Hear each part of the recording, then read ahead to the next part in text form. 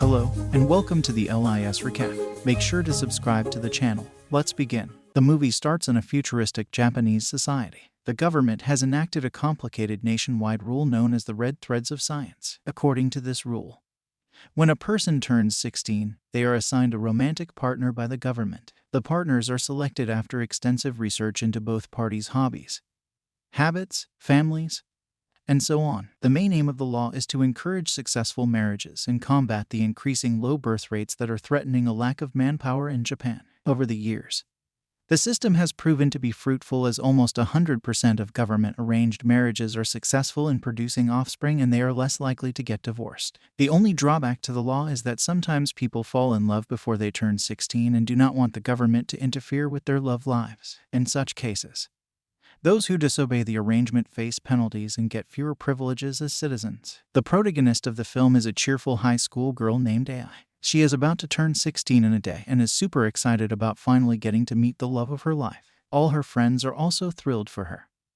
as they have been eagerly waiting to turn 16 for as long as they can remember. Today, at 12, AI will get a federal notification containing all the basic information about her chosen one. She cannot wait for the notification and is on her feet the entire day. While returning home, AI meets her childhood best friend, Yudo. The girls in the school fawn over him since he is one of the best-looking students. However, Yudo doesn't take any interest in them because he is in love with AI. He has frequently tried to confess his feelings but has always backed off because he is too shy. He is happy being her best friend, but now that she is about to find someone to love, Yudo is worried their friendship will fall apart. As they chat about different things, Yudo teasingly mentions that she was his first kiss. The scene goes into a flashback when the two were still in elementary school. At an annual program, Yudo got the role of the prince. However, AI was assigned a wildflower. She wanted to be the princess so badly that at the climax of the drama, she pulled Yudo and kissed him. They still laugh about the incident to this day.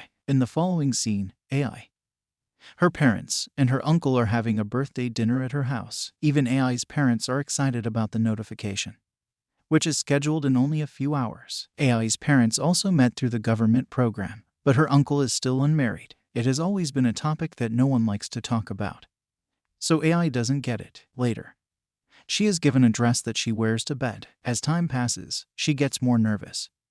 But then, Yudo gives her a call. They meet outside, and he gives her a birthday gift. It is a penguin showpiece that goes well with her room. Yudo knows everything there is to AI, like how she touches her hair when she lies. He easily finds out that she is nervous when she touches her hair and claims that she isn't. To calm her down, they decide to reenact how she will introduce herself to her chosen one. AI starts talking about herself, which makes Yudo feel a range of emotions, especially because she is looking at him like she would look at her boyfriend. He cuts her off and confesses his love, taking AI by surprise. He also tries to kiss her, but she retreats in shock. Yudo is dumbfounded and can do nothing but apologize. Before they can talk further, they are interrupted by AI's match named Sokyuk. He introduces himself and gives her a bouquet of flowers. The man is better than she had imagined and is dashingly handsome. Mesmerized by his presence, AI forgets about Yudo. He congratulates them and leaves right after, giving the other two some alone time to talk. AI turns towards her Prince Charming in excitement, but he names a place and time before turning around and leaving abruptly. The poor girl questions if she is dreaming before returning home. They meet at the said place the next day, which turns out to be a fancy restaurant. We find out that Sokyuk's father is the chairman of a big hospital, and Sokyuk is supposed to inherit the wealth and position someday. He is also looking to go to medical school. He is smart and ambitious, but not so big on conversations. AI continues talking to cut the awkwardness, but a while later, Sokyuk stops her. He pulls her out, making her blush because of their joined hands. Sokyuk then asks her who Yudo is but cuts her off before she answers. He doesn't care what kind of girl AI is and thinks of their relationship as a societal formality. Hence, even if she has more guys she is interested in, it doesn't bother Sokyuk. AI tries explaining that she is nothing like that, but Sokyuk cuts her off again. The next day at school, her friends are jealous of her for landing a rich and hot boyfriend. AI agrees, but deep down,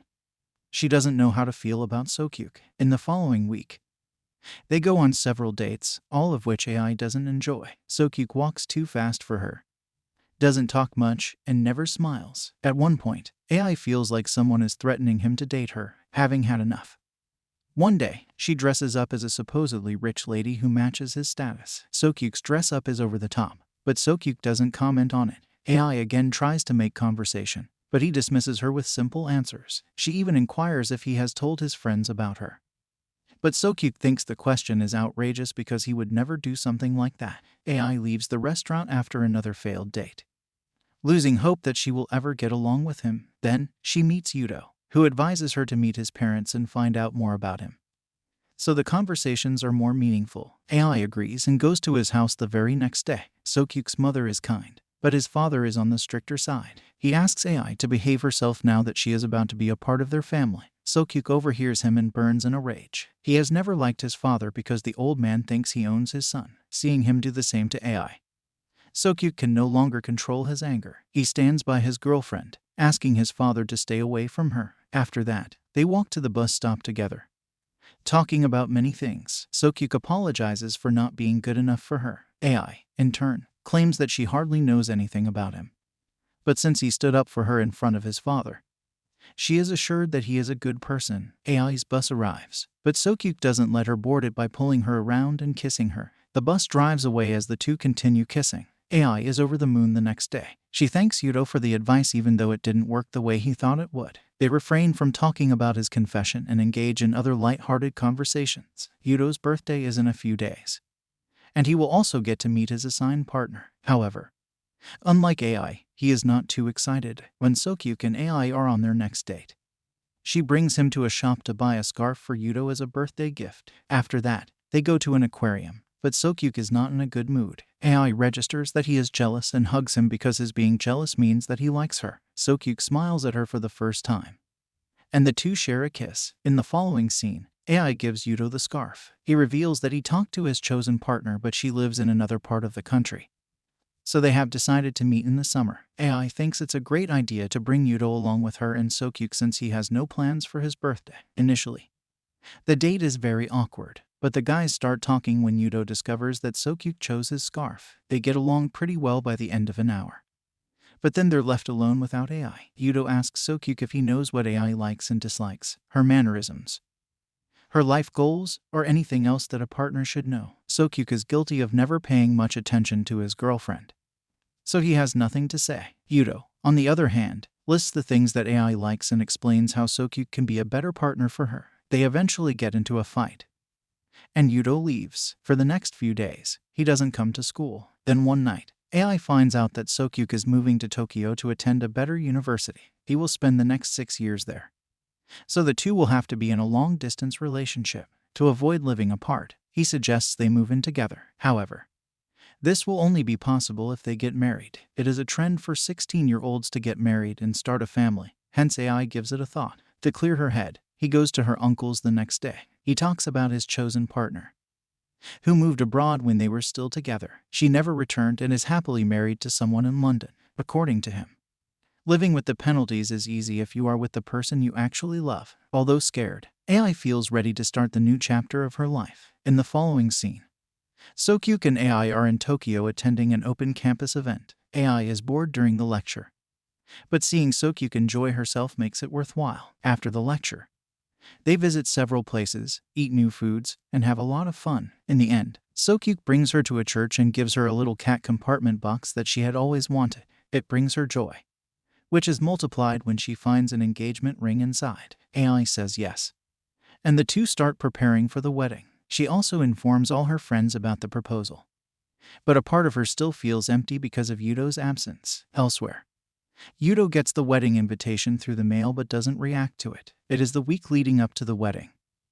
and AI has to do a lot of work, but the thought of her best friend never leaves her mind as she misses Yudo terribly. Moreover, she and Sokyuk have their first fight when he refuses to let her talk to his parents and maintain a good relationship with them. AI gets that he doesn't like his father, but she wants to form a connection with his parents on her own as well. Sokyuk refuses to listen and shuts her down whenever they have a conversation about his parents. The expensive dinner dates soon turn boring as they figure out that they do not have many things in common. One day, AI goes to Sokyuk's father's hospital and talks to him about the wedding. The meeting goes seemingly well as he has finally started to respect boundaries. While leaving the premises, AI notices Sokyuk walking towards his father's office and follows him. She overhears him begging his father to write a recommendation letter for a friend in need, Yudo.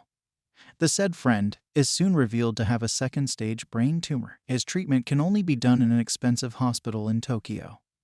But after the recommendation letter, he will finally get a chance to save his life. In the next scene, Sokyuk hands Yudo the papers and asks him to not lose hope since the chances of his survival are still high. Meanwhile, AI sits alone in a park, still unable to comprehend what she heard at the hospital. Since Yudo doesn't want her to know about the disease, she decides to pretend to be unaware. It also makes her realize that she loves Yudo much more than she lets on. Then finally comes the day of the wedding. The guests arrive at the venue where all the preparations are done, but the bride and the groom are late. Sokyuk meets AI and compliments her beauty. He asks her what is making her sad, even though he has a pretty good idea of what it is. When she doesn't reply, he inquires if she is in love with Yudo. AI is quick to deny it, but then she touches her hair. By now, Sokyuk knows what that means. He tells AI that her happiness is the only thing that matters.